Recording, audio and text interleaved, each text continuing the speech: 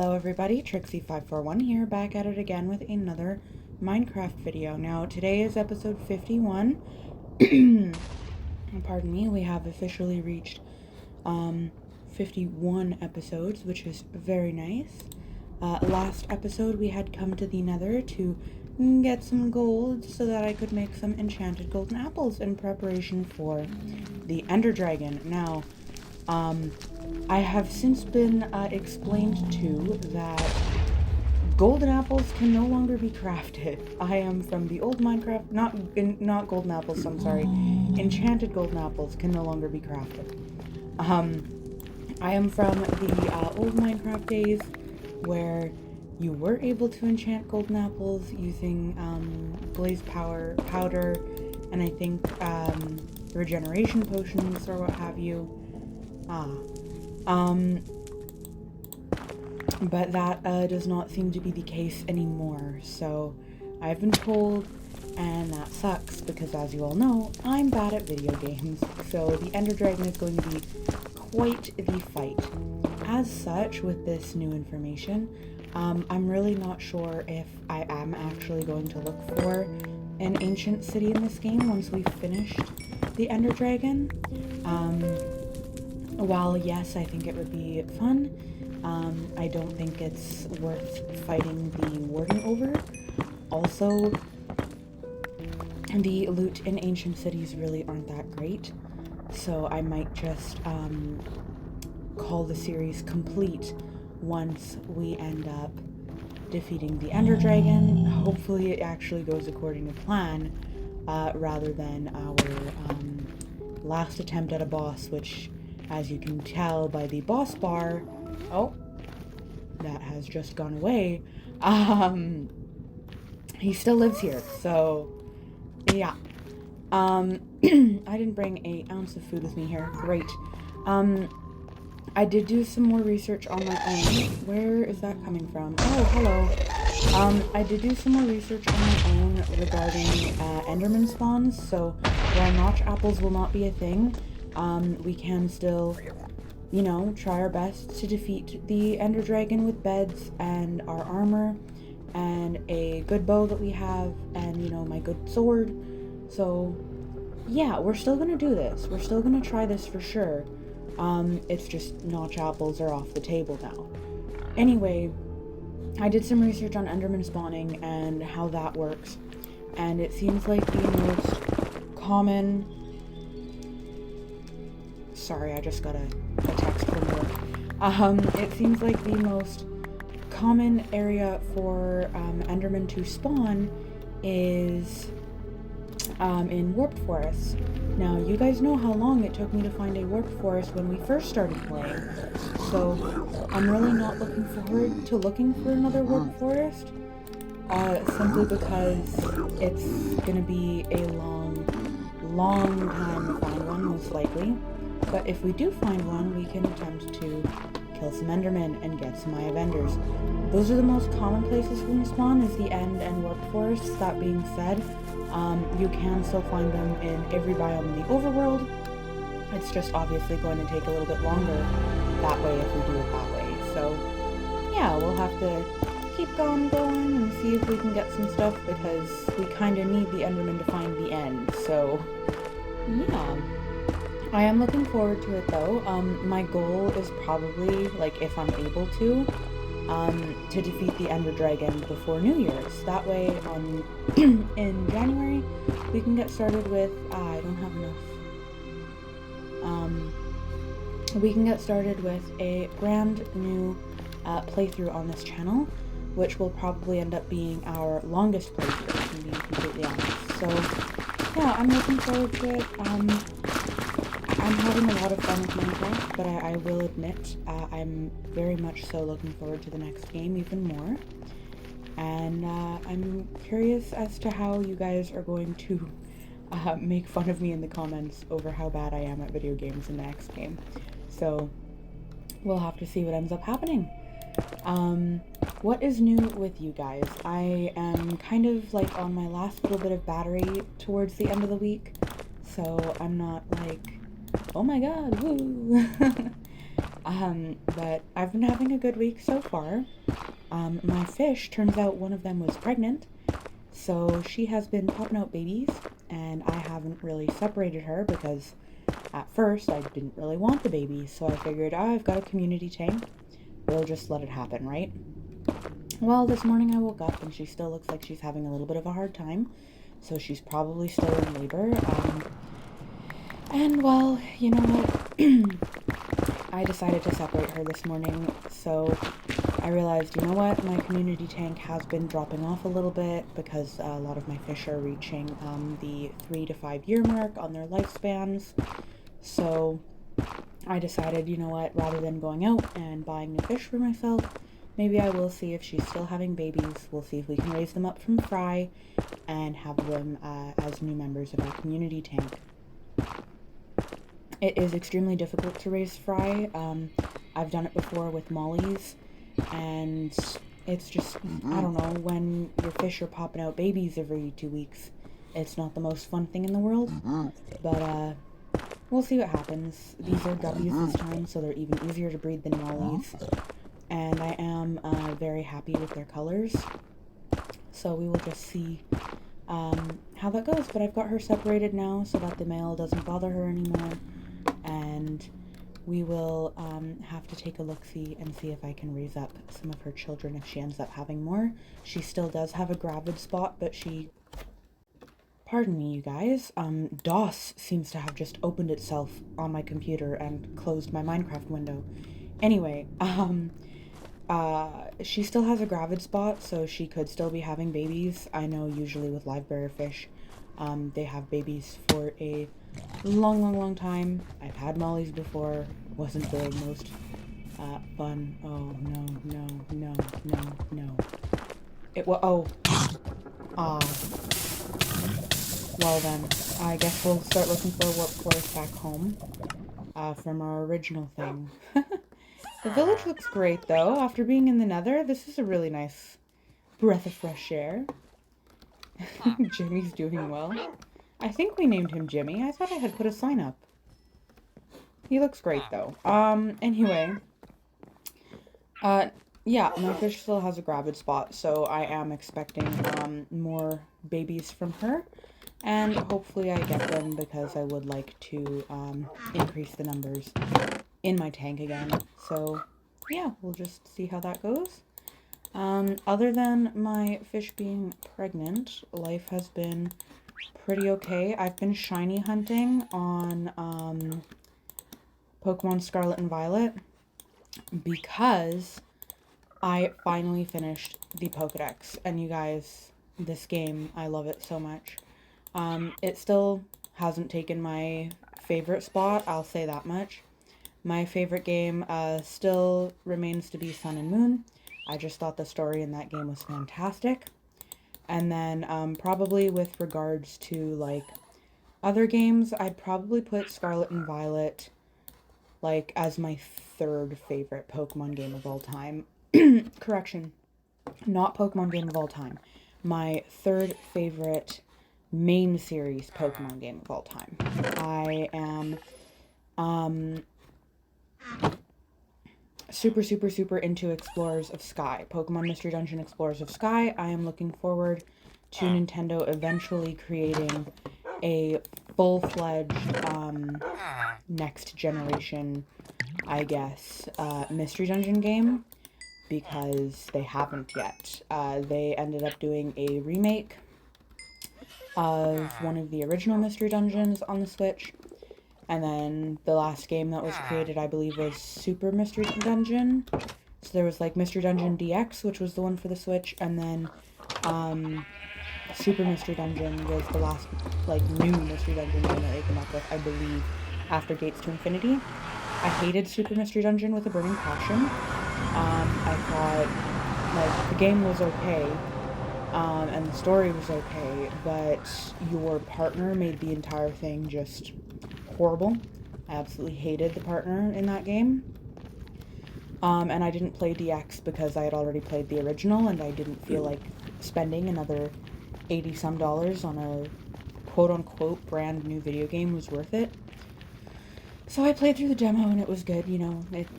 it got me my Mystery Dungeon fix, but my favorite Pokemon game of all time still remains to be Pokemon Mystery Dungeon Explorers of Sky. That is my number one favorite Pokemon game. My main series favorite Pokemon game is, nope, I missed. And I died. Great. Oh, maybe we'll just hunt around at night and I'll go chop down some trees and get some apples for us. My favorite Pokemon game to date is probably Sun and Moon. A lot of people hate that game. I love that game. So Sun and Moon are my favorite games for the main series franchise. I just love the story with Lily. And it was like the first game that felt different to me.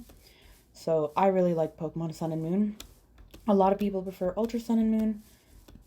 They completely butchered Lily's story in that game, and I play Pokemon games for the story, not for the competitive or the, mechanical aspect. So I didn't really care for Ultra Sun and Moon. I'm going to be completely honest. I bought that game and I thought it was a complete waste of money because, yes, the dragon golden thing at the end was really cool, but, you know, you could have just made, like, DLC or something for Sun and Moon, and that would have been great.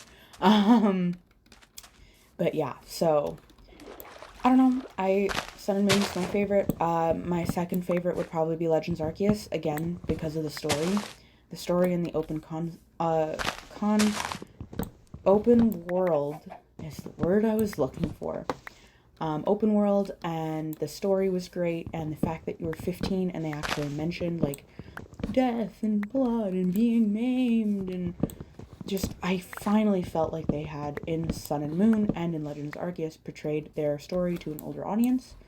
So I really appreciated that.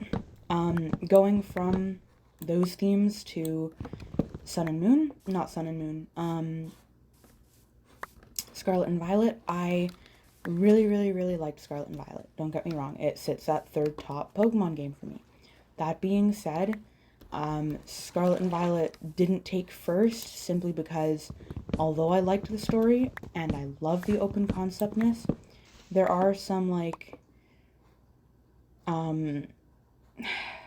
lifestyle things? Basically, there were some little things that they could have done in gameplay adjustments to make it easier and more user-friendly. Not only that, but after all the story that I've seen and heard from other Pokemon games made by the same company, I don't know. I understand that Pokemon has to portray to a young audience because that is their target demographic. However, I would think with enough games that come out with dark themes, they would be able to up the ante a little bit because they understand that their audience is getting older and they're not getting as many young ones into the franchise. But I don't know. I just found that the story, although it was dark, although it was good, was not as dark or as good as previous games. That's one of the things that I really liked about Legends Arceus. You were the main character. There were dark themes everywhere. There was literal mention of an assassin coming to murder you. It was fantastic. It was fantastic. I felt like that game really just, you want to be older in the franchise, go for it, you know? And I love that. Sun and Sword, not, oh my god. I can't, I'm at the end of the week, you guys. My battery's done, and I still have so much work that I need to do for actual work and for other things. Scarlet and Violet did a great job at portraying some dark themes with the professor and with protecting Pokemon and stuff. I feel like they would have gotten their point across better if they had done some if they had done some cutscenes, like, to showcase, perhaps, the brutality that was the death. They didn't actually need to show the death, but, you know, Pokemon movies show stuff that gets close. I don't know, I was expecting more. I'm gonna be completely honest. I'm not trying to be too harsh, but I was expecting more. I thought it was a great story. Must protect Arven at all costs. Arven is best character. But I was expecting more, and I was definitely expecting more of a focus on the main character being actually important. I thought it was an interesting take, them not actually having, like, a true villain. I thought that was really fascinating, but that's also something that makes Pokemon games fun. You know, you work together to fight a greater evil. And I guess they kind of did that with the professor being a quote-unquote mad scientist, but let's be real, he wasn't that bad of a guy. I mean, the whole reason why he wasn't with us was because he saved the life of a Pokemon over himself. And, like, that being said, if he actually hadn't died, if that was him, 100% he would have acted like the AI. 100% he would have disabled all of his fail-safes, and he would have gone back to live with Arven, and it would have been a mushy, great ending, you know? Also, can I just say how horrible it was that at the end of the day, after you guys are leaving Area Zero and, like, Arven's feeling like crap because, oh my god, his parents are dead, you leave him in the dust to go and, like, catch up with Nimona and friggin' Miraidon. Like, absolutely the F not. Absolutely not. I'm sorry, if my friend's gone through all that, and I have the audacity to leave them behind in a quirky little fun way to go hang out with the dragon that he gifted me, and, like, my more fun, less depressed friends, like, how horrible of a friend am I? I'm sorry, if my friends did that to me, girl, you'd never hear from me again.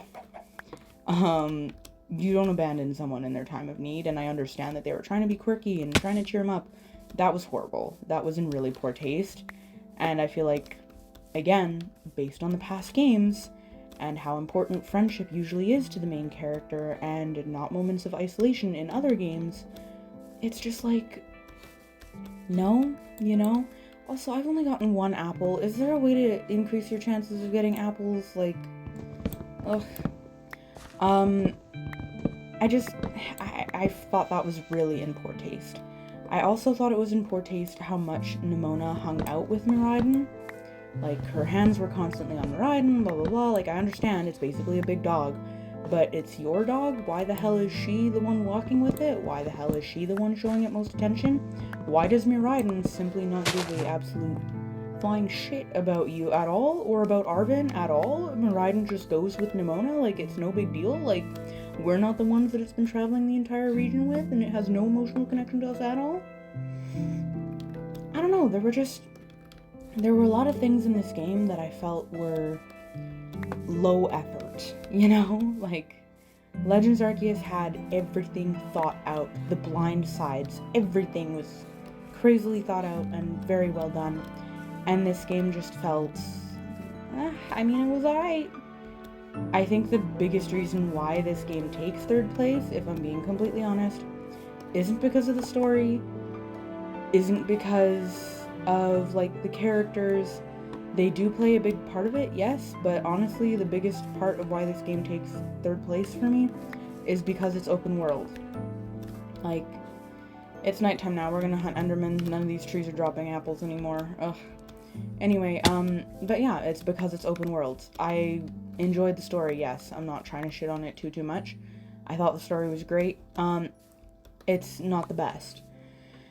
The games themselves just, meh, you know, I'm a Pokemon lover. I was absolutely obsessed with this game. That's all I would talk about. You guys know this, but after playing through it, the biggest reason why I like these games is because they're open world. It's nice to be able to run around, and the characters are, in fact, great, but I just feel like it's a little bit of a lackluster ending, and the way the main character reacts to the whole situation and the way Miraidon reacts to the whole situation is in extremely poor taste. So that was disappointing.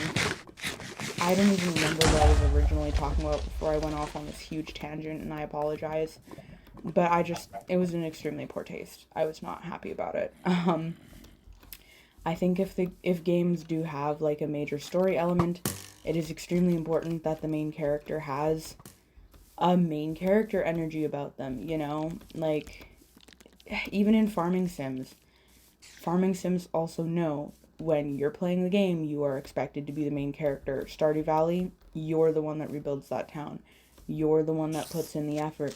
You're the one, you know, like, you're you, and it's great, and that's special. So, I don't know, man. I don't know. Was not impressed, was not thrilled. was not thrilled. So, yeah. You guys want to know how many times I've played through Pokemon Mystery Dungeon Explorers of Sky?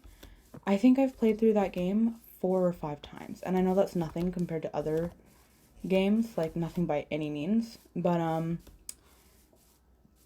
4 or 5 times of a playthrough for me is a lot. It's a lot. Case in point, my Mass Effect playthrough. I may or may not have used a website to get the games for free, Mass Effect Legendary Edition. So I figured, oh, well, it doesn't look like BioWare. I think it's BioWare. Is it BioWare? I think Mass Effect is BioWare. Anyway, I didn't think BioWare was going to come out with a Mass Effect 5. So I was like, okay, well, I'll get it on this website so I don't have to pay, again, over $100 for it. And then I'll play through it once and it'll be good because most story games are a... Hello? Fascinating. Oh my goodness, I'm so dead. Most, story games are a play through it once situation and then there isn't too much replay value to it. In Mass Effect there are a lot of side quests, but the way I play is I do the side quests, so... Yeah, anyway, I didn't think I would ever play those games again. And here I am, definitely going to play them again for YouTube. And now that there's a 5th game coming out, I am most definitely going to play them again. Because if I want to transfer over my character file, I absolutely need to play through the games again. One of the ways that I play games is I don't actually play as myself. I play as an OC. Mainly because if there are romance options, I'm simply not comfortable with that, usually, for myself. So, games like Pokemon, games like Minecraft, I play as myself, because there are no romanceable options, it's just a fun little time, insert yourself into a world, have fun, no thoughts behind those eyes, you know? But games with romance options, I like to play as my OC, because I like to insert her into the story instead, and I think it's fun. So... I will be playing through Mass Effect with you guys. That version of Mass Effect will be played through with myself as an insert.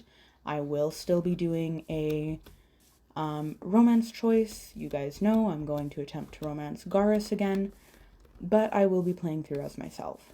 Just because it's a YouTube playthrough, I think it's important to play as yourself when you're playing through games like that. That being said, like I said, I didn't think I was going to play through Mass Effect again. Not a single Enderman has spawned. I didn't think I was going to play through Mass Effect again, and now I'm going to have to play through it 2 more times, because when I play through Mass Effect 5, the first playthrough I do will be by myself, just because I do have more enjoyment through games when I'm not thinking about things to say. I will admit Minecraft is, again, one of the reasons why I started with Minecraft was because there isn't much thinking involved in this game, so I'm okay speaking over what's happening in the environment. In Mass Effect, I don't know how it's gonna go, simply because that's not usually how I play those games. I'm not usually thinking with a billion things going through my head at once. So it'll be interesting to see how that happens and what happens. But I will be playing through the first playthrough of Mass Effect 5 on my own with my OC inserted in there, and then depending on how that goes, I will end up playing through it again on this channel as my Trixie541 character. So yeah. The train kept going and I have no idea what my original point was. Wow. Sorry you guys. My brain is really just running on steam right now. This isn't the best content to, finish off the week with. I know we're just kind of running around and I'm just kind of talking at you guys, but it do be what it is. I wanted to hunt for apples and I wanted to hunt for Endermen. There aren't any Endermen and I have gotten 1 apple, so I need to look up what methods of apple farming there are in Minecraft, because I need apples, because I know you can craft golden apples. You cannot craft notch apples, but you can craft golden apples. And we will be crafting golden apples. But yeah. Oh, finally, something came to mind that I can talk to you guys about. I found an adventure map for our Christmas episode, and I'm very excited for it. I haven't really decided yet if I want to post the episode on Christmas or if I want to just post it on the Thursday before. Right now, I am leaning towards the Thursday before Christmas for posting, and I think that is probably what I'm going to do. But you guys haven't really left any suggestions for good adventure maps in the comments, so I ended up finding one. It is a adventure map where basically you traverse through the 12 days of Christmas. In the adventure map's case, the 12 rooms of Christmas, to find a hidden treasure. And as you go through the rooms, you'll find different things, and you'll battle different mob bosses and stuff like that. So it's not the best, right? I would have preferred to find the button or something a little bit more intense. But honestly, hopefully it'll be a good last little video before Christmas, and then we'll continue with this stuff, right? Looking for Enderman, looking for apples, things like that, and hopefully it'll be a good old time. But yeah, the 12 days of Christmas. I just found it on like 9planetminecraft.net or .com or something. I'm not sure again who the person is. Once I actually do end up doing the video, I will make sure to have all my ducks in a row so that you guys know where to find it.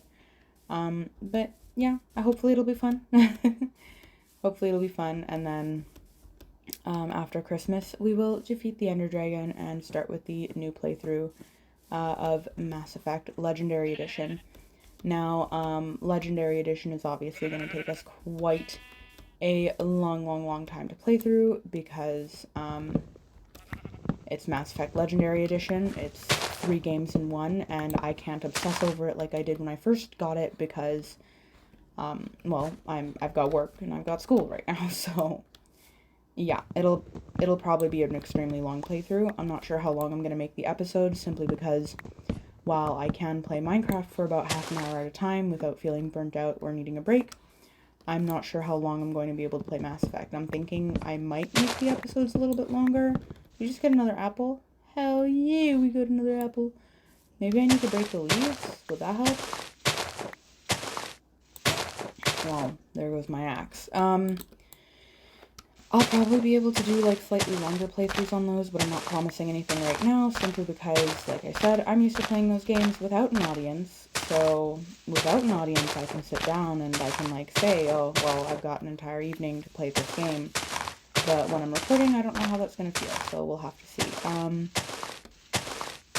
Yeah, my brain usually goes in 50 directions a minute when I'm filming these, and it works out in my favor sometimes. Today it is not. But yes, I don't know, I've been thinking a lot about Mass Effect lately, and I'm really looking forward to playing it with you guys. One thing that I'm really worried about for the Mass Effect playthrough is Mass Effect 1 has the fight at the end, and good lord, I played through on, I believe, either normal or casual, and I was so happy to know that I never had to do that fight again once I did beat it, because I died so many times. So yeah, we'll see what difficulty I end up playing through it on. Either way, by all means, feel free to rip me to shreds in the comments for how bad I am at gaming, but I'm probably gonna die a lot in Mass Effect. I'm probably gonna die a lot, so yeah, it's gonna be a good interesting time. I'm very excited. I've been looking at Mass Effect memes, and like, they're the bomb. I love them. They're great. But yeah. Do you guys like candles? I really like candles. Every year for Christmas or birthdays and stuff, I always ask for candles from Bath and Body Works and Lush bath bombs, because those are like one of my guilty pleasures. I absolutely adore most of Bath and Body Works candles. Some of them just smell like man. I don't know how else to describe it. It's like, how would I describe it?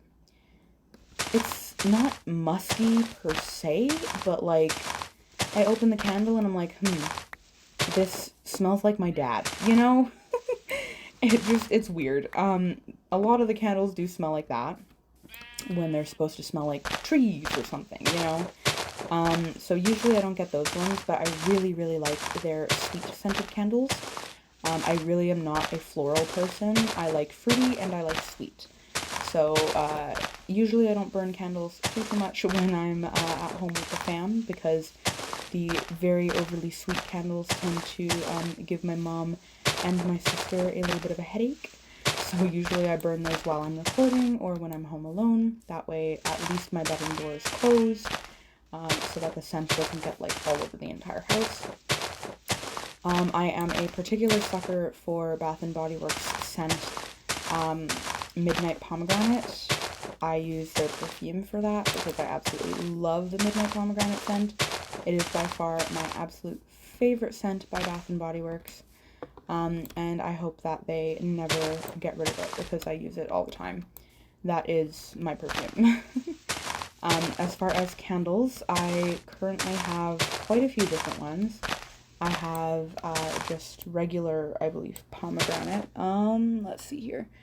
Harvest pomegranate are one of the candles that I have at the moment, and I absolutely love it.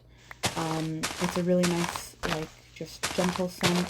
A lot of the times when I go to Bath & Body Works, it's around my birthday or around Christmas, so a lot of their summertime fruity scents have already been off the shelf for a while. So when I saw Harvest Pomegranate still available in fall, I grabbed 2 of the single wick candles because usually I buy 3 wicks, and I said, yep, this is what I'm taking home. So I have 2 little Harvest Pomegranate candles that I absolutely love. And then I also have, I believe it's just called Trees, if I'm not mistaken. It's one of their Christmas candles. It's like green and it's got little reindeer on it.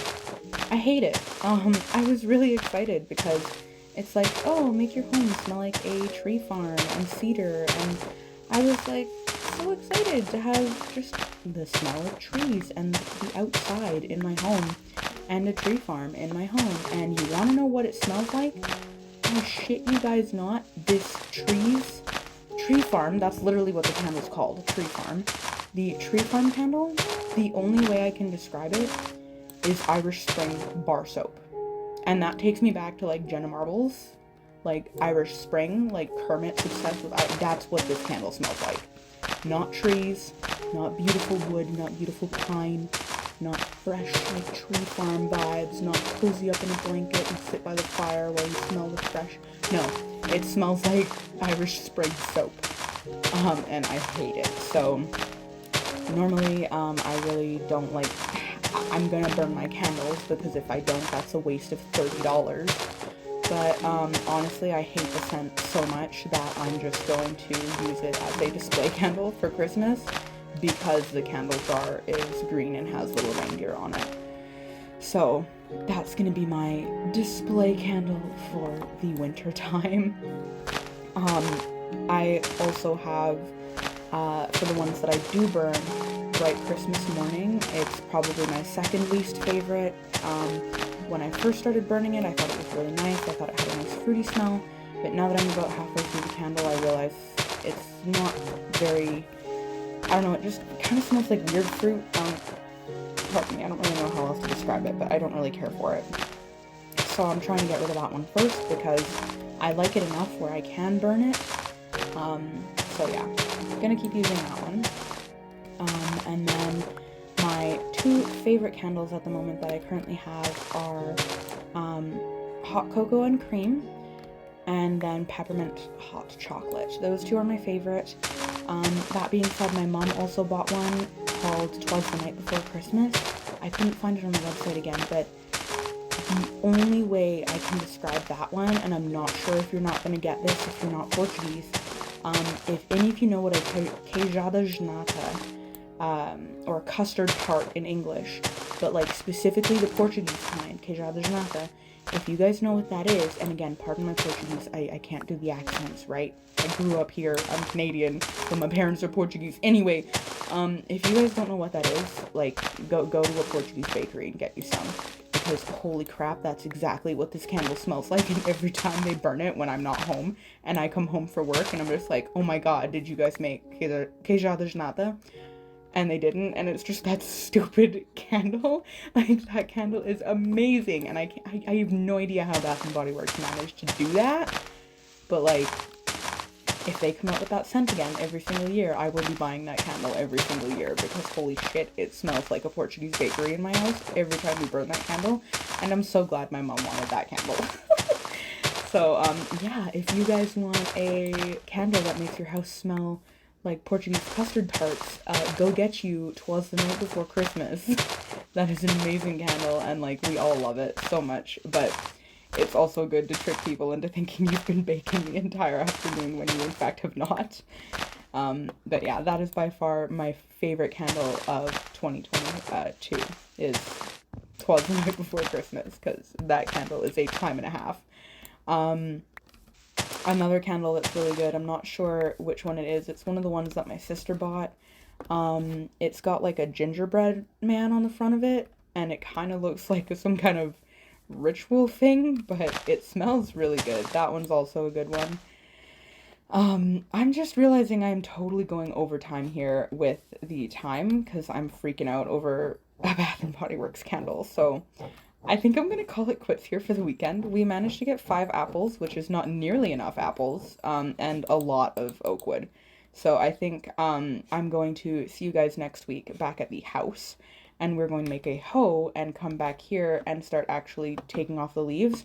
This is far enough from home where I don't mind leaving just the stacks of wood around, and we just need the apples. This was more efficient than actually chopping down the trees. So yeah.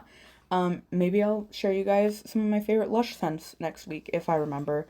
So you guys have yourselves a lovely weekend. I look forward to seeing you guys next week, and then on Thursday next week, I believe next week is the week before Christmas, I will post our Christmas special, which may or may not end up being 30 minutes long. It depends on how long the adventure map takes to film. But yeah, you guys have a great weekend. I very much so enjoyed talking with you guys. I'm sorry the video didn't really pick up until the end. I'm tired. Have a great weekend. Bye bye.